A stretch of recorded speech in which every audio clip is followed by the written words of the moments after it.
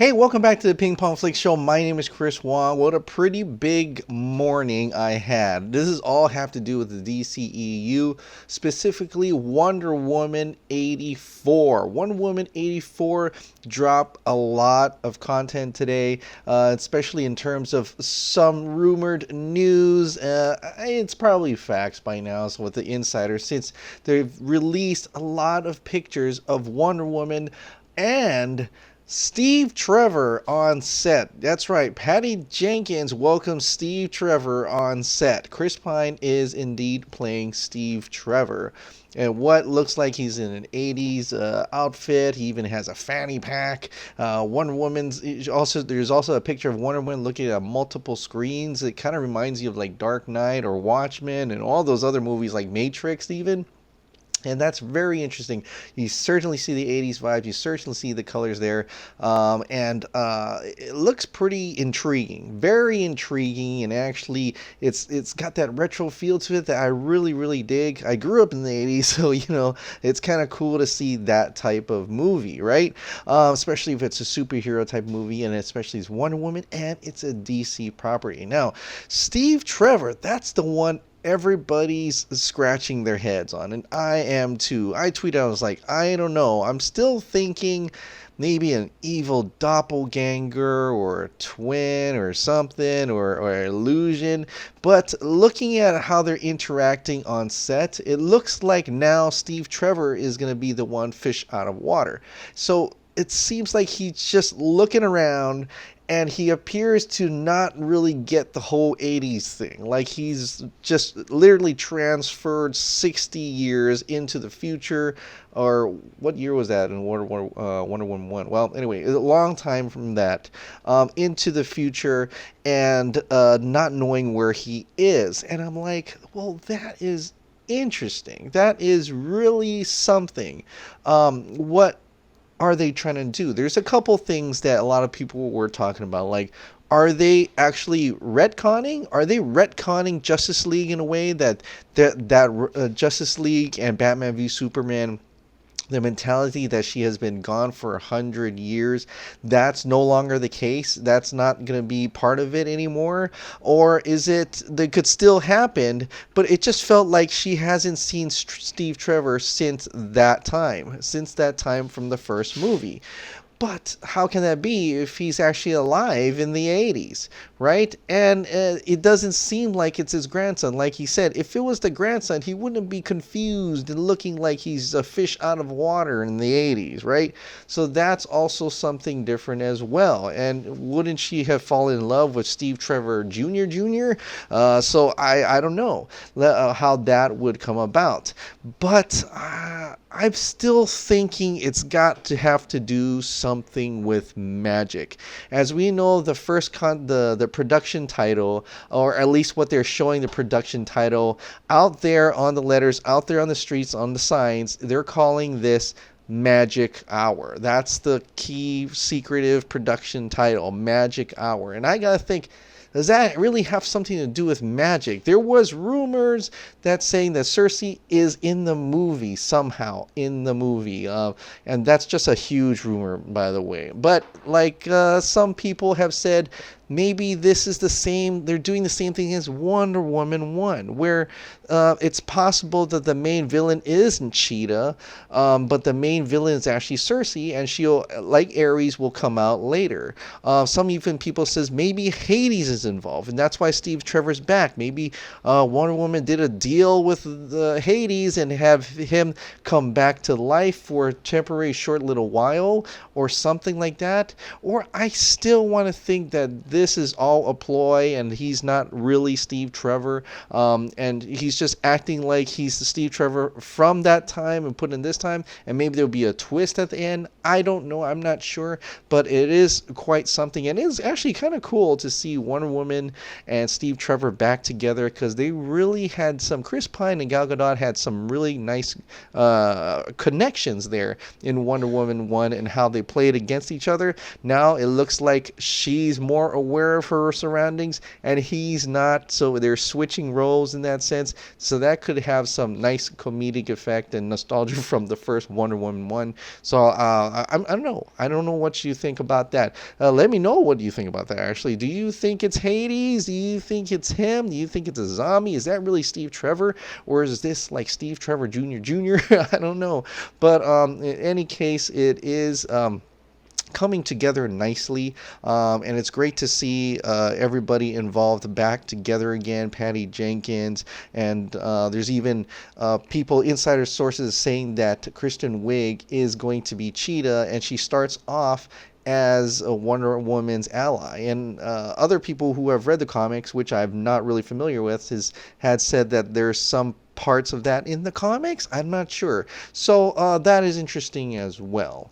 What's even more interesting, I know I'm totally getting this interesting word out of the way, but Wonder Woman 84 had the production notes, right? And so it had everybody that we noticed so far. But finally, Walter Hamada is credited as an executive producer for a title. For a while, he was not being credited as anything. Like, I thought he was going to be put in later on, but finally, Walter Hamada is now the executive producer. And also interesting is the producer still has Zack Snyder in there. Zack Snyder even put on Vero of Wonder Woman, I believe, on set of either Wonder Woman or Batman. I think it's Batman v Superman. For Batman v Superman, saying he's good luck to the shoot today. At first I was excited. I was like, oh, is he actually on set? But later on he posted a Vero post where he's trying to do a trick shot with a water at his gym. So unfortunately, no, he probably wasn't on the set, and he's probably just wishing the team of Wonder Woman 2, Wonder Woman 84, good luck on their film. And so I mean, I wish he was on set. I think he'll maybe later on, and maybe the producers don't actually have to be there, but we'll see. If he starts heading to Washington, then you'll see that maybe he'll probably try to visit the set here and there. Also, speaking of Walter Hamada, by the way, because Walter Hamada is the executive producer now on Wonder Woman 84, he's not credited currently with Shazam or Aquaman. Aquaman's probably done. Shazam's pretty done. This is finally they're shooting Wonder Woman 84. But Walter Hamada is an interesting character. This came out from the Hollywood Reporter. I'm going to read you the whole thing before giving you my thoughts on certain pieces. From the Hollywood Reporter, Warner Brothers shifts DC strategy amid executive changeup. All right. 2 Joker movies and a Back to the Future style Flash are among the new initiatives as the studio plots an Affleck-less Batman and stops dating movies far in advance. So, how many Joker movies are too many? That's one question that Walter Hamada, named president of DC Entertainment-based film production at Warner Brothers in January, needs to figure out. With the recent departures at DC, the studio said June 6th that Diane Nelson, who's been on leave, is not returning as president, and the Hollywood Reporter revealed June 11th that top exec Jeff Johns is moving into a producing pact. Hamada is even more firmly in charge of the film Reigns. The exec, who successfully oversaw the Conjuring movies at New Line, inherited a slate in disarray and has quietly spent months sorting through projects. He walked into a shit show and he's trying to clean it up, says one insider familiar with the scene. In the wake of Wonder Woman's surprise $821.8 million worldwide gross and Justice League's disappointing $657.9 million last year, Warner Brothers DC's plans needed a reset. According to insiders, Hamada has spent months going over the projects in development, culling certain ones, elevating others, keeping an eye on the big marquee heroes, while also developing lesser-known characters that could pop big. This year, there's only one DC movie on the schedule, Aquaman, James Wan's take on the hero that stars Jason Momoa and opens December 21st. Now, just a little intermission there. Aquaman trailer seems to be really good. They're telling it's actually really colorful. It's exciting. It's dazzling effects. And James Wan did come out and says he's not talking about air bubbles or anything. They're just going to talk underwater. Okay, going back to the article. Next year, there will be two Shazam, starring Zachary Levi, Wonder Woman 2, which begins shooting June 13. Then there are two potential Joker features. One to star Jared Leto, who played the character in 2016's Suicide Squad, and another starring Joaquin Phoenix.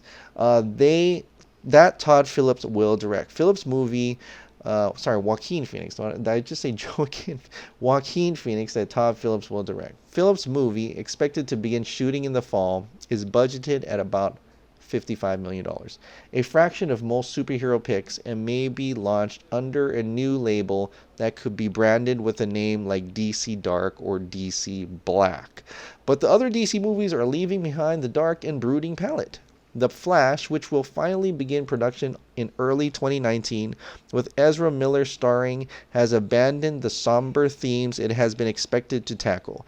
The film now has the game night team of John Francis Daly and Jonathan Goldstein on board, and it's looking to Back to the Future as a touchstone.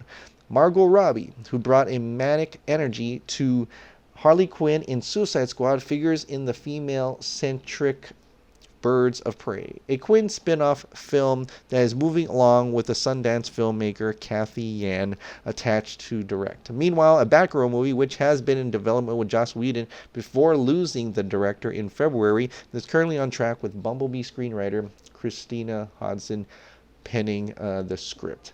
The big question mark going forward is the future of Batman. Writer-director Matt Reeves turned in the first act of a new screenplay during the Memorial Day weekend. It's said to focus on a young caped crusader, and while the studio would not comment, it's unlikely that Ben Affleck, who has played Batman in 3 features, will again don the cowl.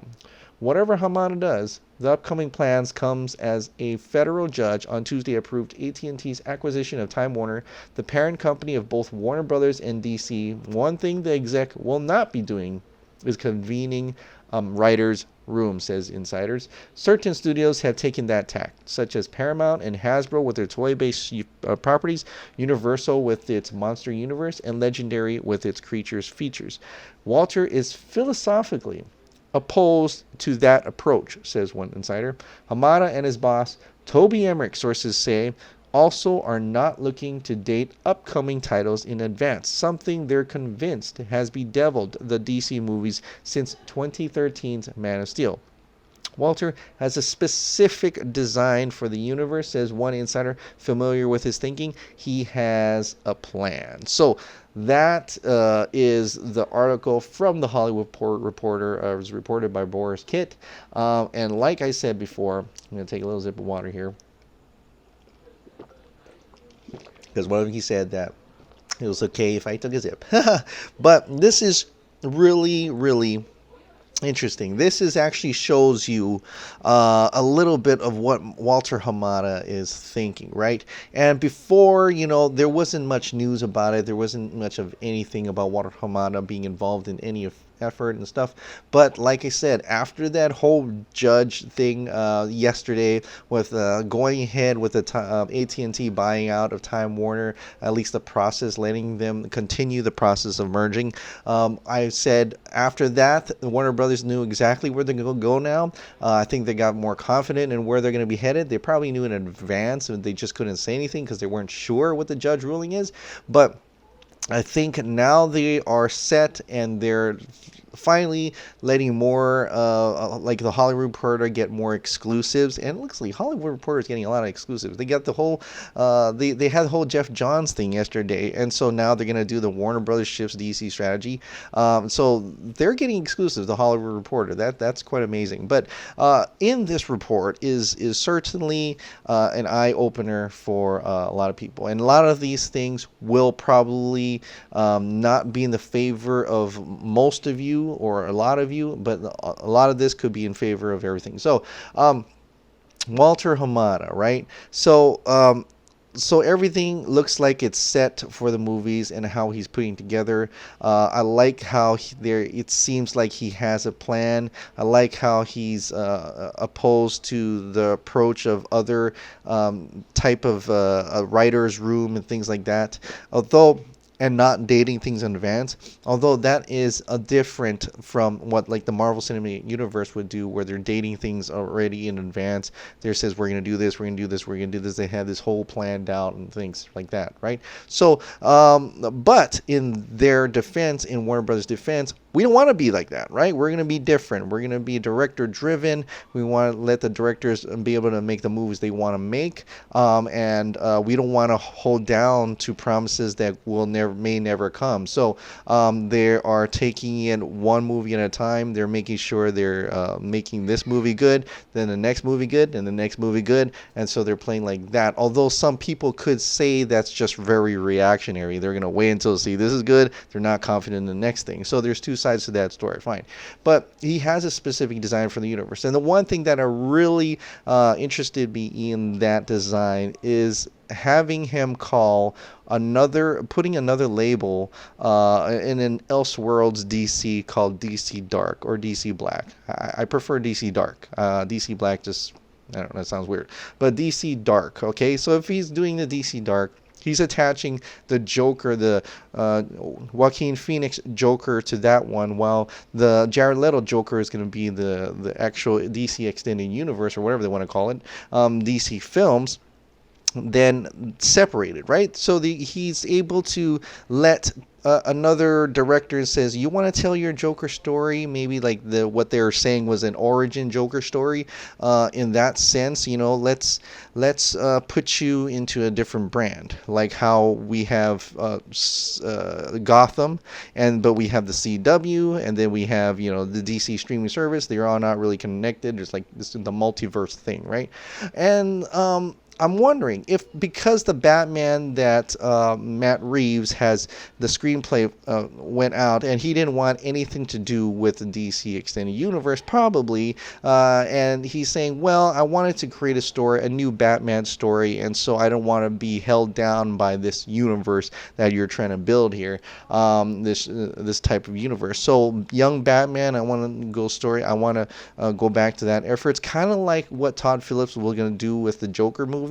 Go back to like the origins, if Todd Phillips' movie is still about the origin of Joker, but if Matt Reeves is still about the Batman and he wants a young Cape Crusader, it doesn't mean that even though Ben Affleck may not star in that, Ben Affleck could still be Batman in the other universe. So the Batman could be in the DC Dark brand. The DC Dark brand will have the Joker, will have the Batman, and maybe other movies that they're calling it Elseworlds. It's pretty much the Elseworlds, the DC Elseworlds brand, while they have the regular DC brand. So they're doing it like that. It's a pretty interesting concept, and it makes it much more versatile for Walter Hamada to be able to let other directors do the things they want without worrying about how this would affect that and how this would affect that. So they separate the brands, but maybe, hopefully, even though they separate the brands, they could still utilize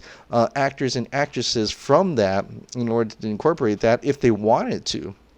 So imagine now, this is my dream, okay? After learning of all this and then seeing how the future of DC is going to be, it's a good one. I think it's exciting to know what Walter Hamada has in store, and we'll definitely know in San Diego Comic-Con. But remember I talked about yesterday how it's possible, how we were getting all these different reports, like how, okay, well, Walter Hamada likes Ben Affleck. That's what people are saying. Well, Walter Hamada likes Zack Snyder. And that's what people are saying. That, well, Walter Hamada liked the Snyder Cut. Okay, but with this story coming out, it's like, well, if he's doing that, then that doesn't mean he likes Ben Affleck, right? Or he doesn't think that'll work, or he doesn't think this will work. Well, I think the solution was how was the specific design of not one universe, but two universe within the same company. DC Dark, and I guess you could call it DC Light if you want to. DC Dark and DC Light. And DC Dark, well, there may be a home there for Zack Snyder after all, if that's how they're going to go about that. Imagine, and Elseworlds, this is only my own speculation and possibly very high road dream, but the Snyder Cut, maybe a darker Flashpoint or whatever, that could exist through DC Dark. Will they fund that, though? Will they fund that? I mean, that the funding and what they want to do with it, that's all could come into could actually hinder the release of those releases of the Snyder Cut and stuff like that. But if that's not a factor and it's just trying to make sure that they want this universe to be this tone and this universe to be this tone, but they want to be able to have incorporate both tones in that studio, DC Dark, DC the regular DC, I think that is a very interesting notion to consider, and maybe that is what Walter Hamada is considering. That way he can make pretty much everyone happy, and then realize that there are two types of fans. There's one that wants that type of DC movies, and there is also this bunch who like this type of DC movies were more gritty and realistic and things like that, and the other ones who just want a real comic book type movie. So that is very cool if Walter Hamada is actually gonna think like that, and he does seem like he has a plan, like they're saying. So I'm very curious now. I was curious before about San Diego Comic-Con, but I'm very curious now how things will shape up as the days go by. As we see more of Wonder Woman 84, we're gonna learn. We're gonna get this Aquaman trailer possibly this week, which is balls to the walls crazy, and then something about Shazam. But San Diego Comic-Con, I'm telling you, this is the one. We're gonna finally see if we're gonna get everything we hoped for, or we're going to be surprised with what we're getting. And it's going to be quite a crazy morning on that Saturday in Hall H. I'm telling you, there's something big. I'm thinking there's something big, and Walter Hamada is going to show that he's a man with a plan, hopefully. All right, guys. Well, anyway, it's been a pretty long video. I will continue responding to your comments in writing, but I think I got to stop here because it's getting really long. All right, guys. Well, thank you so much for subscribing. Thank you so much for watching. I'll see you next time.